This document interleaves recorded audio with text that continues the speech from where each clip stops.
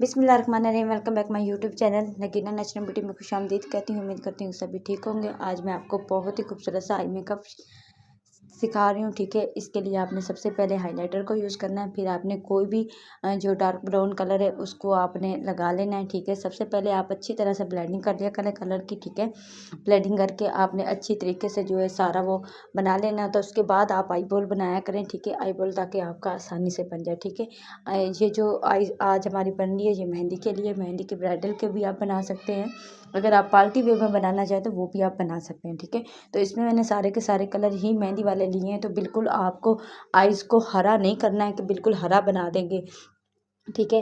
वो मतलब कि इतनी खूबसूरत लुक नहीं देता, क्योंकि ब्राइडल का जो है ना जिस तरह का सूट होता है हमें काम भी उसी तरह का करना होता है। तो फिर मैंने ये जो लाइनर लगाया है आपको पता है, ठीक है। लाइनर जो है क्लाइंट के हिसाब से भी आप लगा सकते हैं और अपनी मर्ज़ी से भी आप लगा सकते हैं। आँख जिस तरह की आँख हो, मोटी आँख हो, बारीक आँख हो, उसके हिसाब से। उम्मीद करती हूँ आज की ये वीडियो पसंद आएगी। वीडियो पसंद आए तो वीडियो को लाइक करें, चैनल को सब्सक्राइब करें।